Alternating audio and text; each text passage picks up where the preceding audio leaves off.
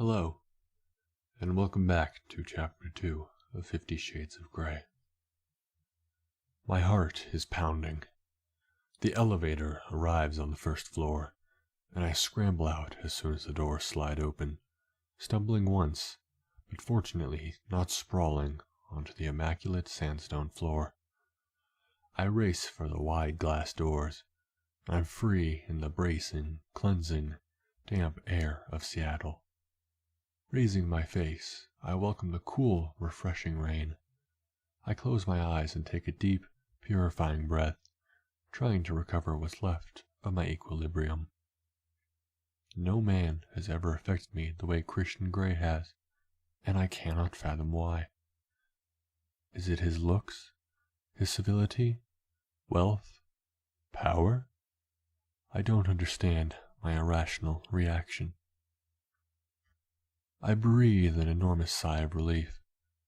What in heaven's name was that all about? Leaning against one of the steel pillars of the building, I valiantly attempt to calm down and gather my thoughts. I shake my head. Holy crap, what was that? My heart steadies to its regular rhythm, and I can breathe normally again. I head for the car. As I leave the city limits behind, I begin to feel foolish and embarrassed as I replay the interview in my mind. Surely I'm overreacting to something that's imaginary. Okay, so he's very attractive, confident, commanding, at ease with himself, but on the flip side he's arrogant, and for all his impeccable manners, he's autocratic and cold. Well, on the surface, an involuntary shiver runs down my spine. He may be arrogant, but then he has a right to be. He's accomplished so much at such a young age. He doesn't suffer fools gladly, but why should he? Again, I'm irritated that Kate didn't give me a brief biography. While cruising along the 1-5, my mind continues to wander. I'm truly perplexed as to what makes someone so driven to succeed. Some of his answers were so cryptic, as if he had a hidden agenda. And Kate's questions, the adoption and asking if he was gay. I shudder. I can't believe I said that. Grounds swallow me up now. Every time I think of that question in the future, I will cringe with embarrassment. Damn Catherine Kavanaugh. I check the speedometer. I'm driving more cautiously than I would on any other occasion, and I know it's the memory of two penetrating gray eyes gazing at me and a stern voice telling me to drive carefully. Shaking my head, I realize that Gray is more like a man double his age. Forget it, Anna, I scold myself. I decide that all in all, it's been a very interesting experience, but I shouldn't dwell on it. Put it behind you. I never have to see him again. I'm immediately cheered up by the thought. I switch on the MP3 player and turn the volume up loud, sit back, and listen to thumping indie rock music as I press down the accelerator. Set the 1.5, I realize I can drive as fast as I want. We live in a small community of duplex apartments in Vancouver, Washington, close to the Vancouver campus of WSU. I'm lucky. Kate's parents bought the place for her, and I pay peanuts for rent. It's been home for 4 years now. As I pull up outside, I know Kate is going to want a blow-by-blow account. She's tenacious. Well, at least she has the mini-disc. Hopefully I won't have to elaborate much beyond what was said during the interview. Anna, you're back. Kate sits in our living area, surrounded by books. She's clearly been studying for finals, though she's still in her pink flannel pajamas, decorated with cute little rabbits, the ones she reserves for the aftermath of breaking up with boyfriends, for assorted illnesses, and for general moody depression. She bounds up to me and hugs me hard. I was beginning to worry. I expected you back sooner. Oh, I thought I made good time considering the interview ran over. I waved the mini-disc recording at her. Anna, thank you so much for doing this. I owe you, I know. How was it? What was he like? Oh no, here we go. The Catherine Kavanaugh Inquisition. I struggled to answer her question. What can I say? I'm glad it's over. I don't have to see him again. He was rather intimidating, you know. I shrug. He's very focused, intense even, and young. Really young. Kate gazes innocently at me. I frown at her. Don't you look so innocent? Why didn't you give me a biography? You made me feel like such an idiot for skipping on basic research. Kate clamps a hand to her mouth. Geez, Anna, I'm sorry. I didn't think. I huff. Mostly he was courteous, formal, slightly stuffy, like he's old before his time. He doesn't talk like a man of 20-something. How old is he anyway? 27. Geez, Anna, I'm sorry. I should have briefed you, but I was in such a panic. Let me have the mini-disc, and I'll start transcribing the interview. You look better. Did you eat your soup? I asked, keen to change the subject. Yes, and it was delicious as usual. I'm feeling much better. She smiles at me in gratitude. I check my watch. I have to run. I can still make my shift at Clayton's. Anna, you'll be exhausted. I'll be fine. I'll see you later. I worked at Clayton's since I started WSU. It's the largest independent hardware store in the Portland area, and over the 4 years I've worked here, I've come to know a little bit about most everything we sell, although, ironically, I'm crap at any DIY. I leave all that to my dad. I'm much more of a curl-up with a book and a comfy chair by the fire kind of girl. I'm glad I can make my shift, as it gives me something to focus on that isn't Christian Grey. We're busy. It's the start of the summer season, and folks are redecorating their homes. Miss Clayton is pleased to see me. Anna, I thought you weren't going to make it today. My appointment didn't take as long as I thought. I can do a couple of hours. I'm real pleased to see you. She sends me to the storeroom to start restocking shelves, and I'm soon absorbed in the task. When I arrive home later, Catherine is wearing headphones and working on her laptop. Her nose is still pink, but she has her teeth into a story, so she's concentrating and typing furiously. I'm thoroughly drained, exhausted by the long drive, grueling interview, and by being rushed off my feet at Clayton's. I slump on the couch, thinking about the essay I have to finish, all the studying I haven't done today because I was holed up with him. You've got some good stuff here, Anna. Well done. I can't believe you didn't take him up on his offer to show you around. He obviously wanted to spend more time with you. She gives me a fleeting, quizzical look. I flush, and my heart rate inexplicably increases. That wasn't the reason, surely? He just wanted to show me around so I could see that he was lord of all he surveyed. I realized I'm biting my lip, and I hope Kate doesn't notice, but she seems absorbed in her transcription. I hear what you mean about formal. Did you take any notes? She asks. No, I didn't. That's fine. I can still make a fine article with this. Shame we don't have some original stills. Good-looking son of a bitch, isn't he? I flush. I suppose so. I try hard to sound disinterested, and I think I succeed. Oh, come on, Anna. Even you can't be immune to his looks. She arches a perfect eyebrow at me. Crap. I distract her with flattery. Always a good ploy. You probably would have got a lot more out of him. I doubt that, Anna. Come on, he practically offered you a job. Given that I foisted this on you at the last minute, you did very well. She glances up at me speculatively. I make a hasty retreat to the kitchen. So what did you really think of him? Damn, she's inquisitive. Why can't she just let this go? Think of something. Quick. He's very driven, controlling, arrogant. Scary, really, but very charismatic. I can understand the fascination. I add truthfully, as I peer around the door, hoping this will shut her up once and for all. You fascinated by a man? That's a first, she snorts.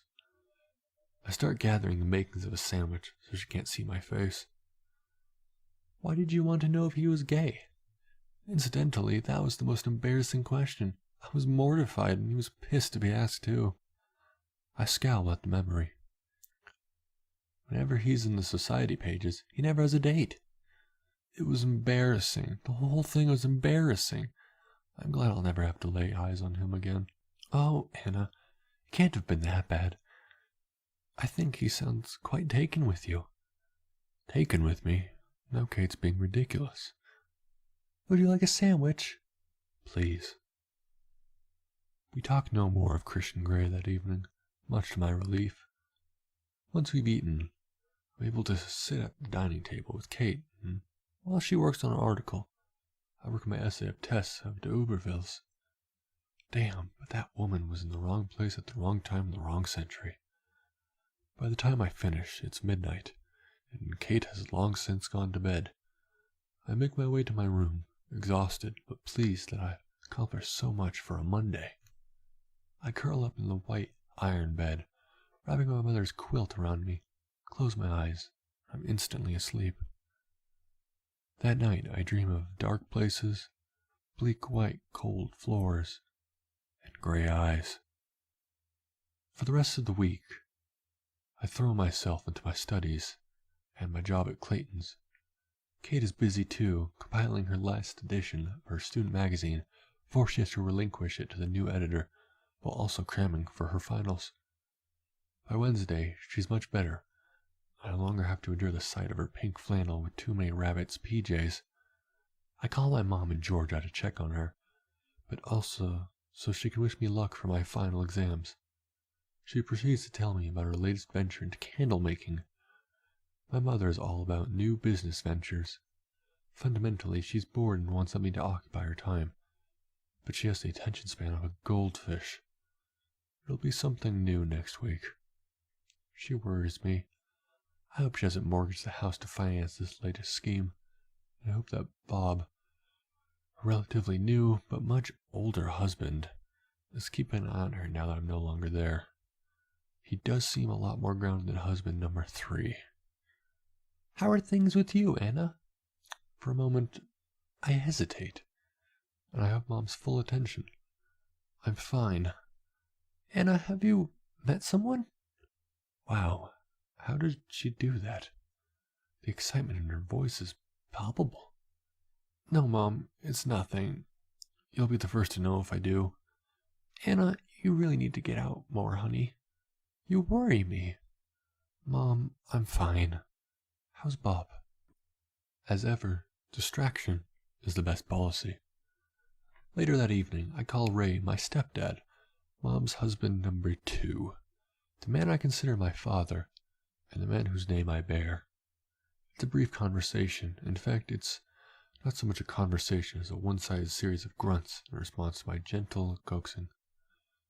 Ray is not a talker, but he's still alive. He's still watching soccer on TV, and going bowling and fly fishing, or making furniture when he's not. Ray's a skilled carpenter, and the reason I know the difference between a hawk and a handsaw all seemed well with him. Friday night, Kate and I are debating what to do with our evening. We want some time out from our studies, from our work, and from student newspapers, when the doorbell rings. Standing on our doorstep is my good friend Jose, clutching a bottle of champagne. Jose, great to see you. I give him a quick hug. Come in. Jose is the first person I met when I arrived at WSU, looking as lost and lonely as I did. We recognized a kindred spirit in each of us that day, and we've been friends ever since. Not only do we share a sense of humor, we discovered that both Ray and Jose Sr. were in the same army unit together. As a result, our fathers have become firm friends too. Jose is studying engineering, and is the first in his family to make it to college. He's pretty damn bright, but his real passion is photography. Jose has a great eye for a good picture. I have news, he grins, his dark eyes twinkling. Don't tell me you've managed to get kicked out for another week, I tease. He scowls playfully at me. The Portland Place Gallery is going to exhibit my photos next month. That's amazing. Congratulations. Delighted for him, I hug him again. Kate beams at him too. Way to go, Jose. I should put this in the paper. Nothing like last-minute editorial changes on a Friday evening. She grins. Let's celebrate. I want you to come to the opening. Jose looks intently at me. I flush. Both of you, of course, he adds, glancing nervously at Kate. Jose and I are good friends, but I know deep down inside he'd like to be more. He's cute and funny, but he's just not for me. He's more like the brother I never had. Catherine often teases me that I'm missing the need a boyfriend gene, but the truth is, I just haven't met anyone who I'm attracted to. Even though part of me longs for those trembling knees, heart in my mouth, butterflies in my belly, sleepless nights. Sometimes I wonder if there's something wrong with me. Perhaps I've spent too long in the company of my literary romantic heroes. And consequently, my ideals and expectations are far too high. But in reality, nobody's ever made me feel like that. Until, very recently, the unwelcome, still small voice, my subconscious whispers. No. I banish the thought immediately. I am not going there. Not after that painful interview. Are you gay, Mr. Gray? I wince at the memory. I know I've dreamt about him most nights since then. That's just to purge the awful experience from my system, surely? I watch Jose open the bottle of champagne. He's tall, and in his jeans and t-shirt, he's all shoulders and muscles, tan skin, dark hair, and burning dark eyes. Yes, Jose's pretty hot, but I think he's finally getting the message. We're just friends. The cork makes a loud pop, and Jose looks up and smiles. Saturday at the store is a nightmare. We are besieged by do-it-yourselfers wanting to spruce up their homes. Mr. and Miss Clayton, John and Patrick, the other two part-timers, and I are all rushed off our feet. There's a lull around lunchtime, and Miss Clayton asked me to check up on some orders, while I'm sitting behind the counter at the till, discreetly eating my bagel. I'm engrossed in the task, checking catalog numbers against the items we need and the items we've ordered, eyes flickering from the order book to the computer screen and back as I check the entries match. Then, for some reason, I glance up and find myself locked in the bold gray gaze of Christian Grey, who's standing at the counter staring at me intently. Heart failure. Miss Steele, what a pleasant surprise. His gaze is unwavering and intense. Holy crap. What the hell is he doing here, looking all tousled hair and outdoorsy in his cream chunky knit sweater, jeans, and walking boots? I think my mouth has popped open, and I can't locate my brain or my voice. Mr. Gray, I whisper, because that's all I can manage. There's a ghost of a smile on his lips, and his eyes are alight with humor, as if he's enjoying some private joke. I was in the area, he says, by way of explanation. I need to stock up on a few things. It's a pleasure to see you again, Miss Steele. His voice is warm and husky, like dark melted caramel fudge chocolate. There's something. I shake my head to gather my wits. My heart is pounding a frantic tattoo, and for some reason I'm blushing furiously under his steady scrutiny. I am utterly thrown by the sight of him standing before me. My memories of him did not do him justice. He's not merely good-looking, he's the epitome of male beauty, breathtaking, and he's here. Here in Clayton's hardware store. Go figure. Finally, my cognitive functions are restored and reconnected with the rest of my body. Anna, my name's Anna, I mutter. What can I help you with, Mr. Gray? He smiles, and again, it's like he's privy to some secret. It's so disconcerting. Taking a deep breath, I put on my professional, I've worked in this shop for years, okay, I can do this. There are a few items I need. To start with, I'd like some cable ties, he murmurs, his gray eyes cool but amused. Cable ties? We stalk various lengths. Shall I show you? I mutter, my voice soft and wavery. Get a grip, Steele. A slight frown mars Gray's rather lovely brow. Please, lead the way, Miss Steele, he says. I try for nonchalant as I come out from behind the counter, but really I'm concentrating hard on not falling over my feet. My legs are suddenly the consistency of jello. I'm so glad I decided to wear my best jeans this morning. They're in with the electrical goods. Aisle 8. My voice is a little too bright. I glance up at him and regret it almost immediately. Damn, he's handsome. I blush. After you, he murmurs, gesturing with his long fingered, beautifully manicured hand. My heart almost strangling me, because it's in my throat trying to escape from my mouth. I head down one of the aisles to the electrical section. Why is he in Portland? Why is he here at Clayton's? And from a very tiny, underused part of my brain, probably located at the base of my medulla oblongata, where my subconscious dwells, comes the thought. He's here to see you. No way. I dismiss it immediately. Why would this beautiful, powerful, urban man want to see me? The idea is preposterous, and I kick it out of my head. Are you in Portland on business? I ask. My voice is too high, like I've got my finger trapped in a door or something. Damn. Try to be cool, Anna. I was visiting the WSU Farming Division. It's based at Vancouver. I'm currently funding some research there in crop rotation and soil science, says matter-of-factly. Not here to find you at all, my subconscious sneers at me, loud, proud, and pouty. I flush at my foolish, wayward thoughts. All part of your Feed the World plan, I tease. Something like that, he acknowledges, and his lips quirk up in a half-smile.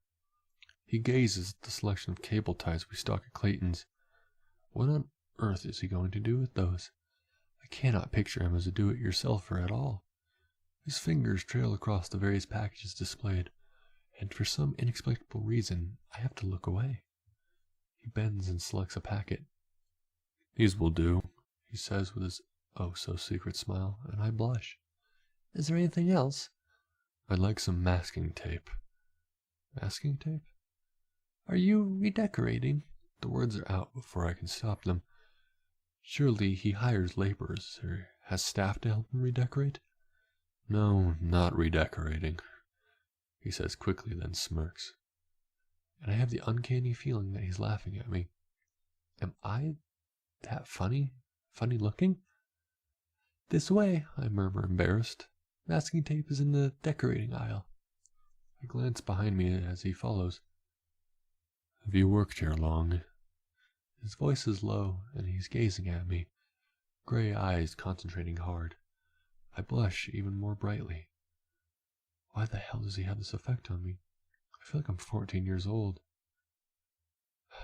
Always out of place. Eyes front, Steele. 4 years, I mutter as we reach our goal. To distract myself, I reach down and select the 2 widths of masking tape that we stock. I'll take that one, Gray says softly, pointing to the wider tape, which I pass to him. Our fingers brush very briefly, and the current is there again, zapping me like I've touched an exposed wire. I gasp, involuntary as I feel it, all the way down to somewhere dark and unexplored, deep in my belly. Desperately, I scramble around for my equilibrium. Anything else? My voice is husky and breathy. His eyes widen slightly. Some rope, I think. His voice mirrors mine, husky. This way. I duck my head down, hide my recurring blush, and head for the aisle. What sort were you after? We have synthetic and natural filament rope, twine, cable cord. I halt his expression, his eyes darkening. Holy cow. I'll take 5 yards of the natural filament rope, please. Quickly, with trembling fingers, I measure out 5 yards against the fixed ruler, aware that his hot gray gazes on me. I dare not look at him. Geez, could I feel any more self-conscious? Taking my Stanley knife from the back pocket of my jeans, I cut it, then coil it neatly before tying it into a slip knot. By some miracle, I managed not to remove a finger with my knife. "Were you a Girl Scout?" he asks, sculptured, sensual lips curled in amusement. Don't look at his mouth. "Organized group activities aren't really my thing, Mr. Gray." He arches a brow. "What is your thing, Anastasia?" he asks. His voice soft and his secret smile is back. I gaze at him, unable to express myself. I'm on shifting tectonic plates. "Try and be cool, Anna," my tortured subconscious begs on bended knee. "Books," I whisper, but inside my subconscious is screaming, You are my thing." I slap it down instantly, mortified that my psyche is having ideas about its station. "What kind of books?" He cocks his head to one side. Why is he so interested? "Oh, you know, the usual, the classics. British literature, mainly." He rubs his chin with his long index finger and thumb as he contemplates my answer. Or perhaps he's just very bored and trying to hide it. "Anything else you need?" I have to get off this subject. Those fingers on that face are so beguiling. "I don't know. What else would you recommend?" What would I recommend? I don't even know what you're doing. "For a do-it-yourselfer?" He nods, gray eyes alive with wicked humor. I flush, and my eyes stray up their own according to his snug jeans. "Coveralls?" I reply, and I know I'm no longer screening what's coming out of my mouth. He raises an eyebrow, amused yet again. "You wouldn't want to ruin your clothing." I gesture vaguely in the direction of his jeans. "I could always take them off." He smirks. I feel the color in my cheeks rising again. I must be the color of the Communist Manifesto. Stop talking. Stop talking now. "I'll take some coveralls. Heaven forbid I should ruin any clothing," he says dryly. I try and dismiss the unwelcome image of him without jeans. "Do you need anything else?" I squeak as I hand him the blue coveralls. He ignores my inquiry. "How's the article coming along?" He's finally asked me a normal question, away from all the innuendo and the confusing double talk. A question I can answer. I grasp it tightly with two hands as if I were a life raft, and I go for honesty. "I'm not writing it. Catherine is. Miss Kavanagh, my roommate. She's the writer. She's very happy with it. She's the editor of the magazine, and she was devastated that she couldn't do the interview in person." I feel like I've come up for air. At last, a normal topic of conversation. "Her only concern is that she doesn't have any original photographs of you." Gray raises an eyebrow. "What sort of photographs does she want?" Okay, I hadn't factored in this response. I shake my head because I just don't know. "Well, I'm around. Tomorrow, perhaps." He trails off. "You'd be willing to attend a photo shoot?" My voice is squeaky, and Kate will be in seventh heaven if I can pull this off. "And you might see him again tomorrow." That dark place at the base of my brain whispers seductively at me. I dismiss the thought of all the silly, ridiculous. "Kate will be delighted if we can find a photographer." I am so pleased I smile at him broadly. His lips part, like he's taking a sharp intake of breath, and he blinks. For a fraction of a second, he looks lost somehow, and the earth shifts slightly on its axis, the tectonic plates sliding into a new position. Oh my, Christian Gray's lost look. "Let me know about tomorrow." Reaching into his back pocket, he pulls out his wallet. "My card. It has my cell number on it. You'll need to call before 10 in the morning." "Okay." I grin up at him. Kate is going to be thrilled. "Anna!" Paul has materialized at the other end of the aisle. He's Mr. Clayton's youngest brother. I heard he was home from Princeton, but I was expecting to see him today. Excuse me for a moment, Mr. Gray." Gray frowns as I turn away from him. Paul has always been a buddy, and in the strange moment that I'm having with the rich, powerful, awesomely off-the-scale, attractive, control-freak Gray, It's great to talk to someone who's normal. Paul hugs me hard, taking me by surprise.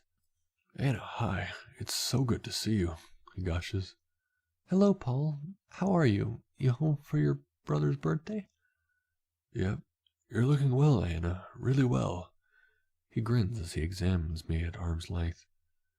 Then he releases me but keeps a possessive arm draped around my shoulder. I shuffle from foot to foot, embarrassed. It's good to see Paul, but he's always been overfamiliar. When I glance up at Christian Grey, he's watching us like a hawk, his gray eyes hooded and speculative, his mouth a hard and passive line. He's changed from the weirdly attentive customer to someone else, someone cold and distant. Paul, I'm with a customer, someone you should meet, I say, trying to diffuse the antagonism I see in Gray's eyes. I drag Paul over to meet him, and they weigh each other up. The atmosphere is suddenly arctic. Paul, this is Christian Grey. Mr. Grey, this is Paul Clayton. His brother owns the place. And for some irrational reason, I feel I have to explain a bit more. I've known Paul ever since I worked here, though we don't see each other that often. He's back from Princeton, where he's studying business administration. I'm babbling. Stop, now. Mr. Clayton. Christian holds his hand out, his look unreadable. Mr. Grey. Paul returns his handshake. Wait up, not the Christian Grey? Of Grey Enterprises Holdings? Paul goes from surly to awestruck in less than a nanosecond. Grey gives him a polite smile that doesn't reach his eyes. Wow, is there anything I can get you? Anastasia has it covered, Mr. Clayton. She's been very attentive. His expression is impassive, but his words, it's like he's saying something else entirely. It's baffling.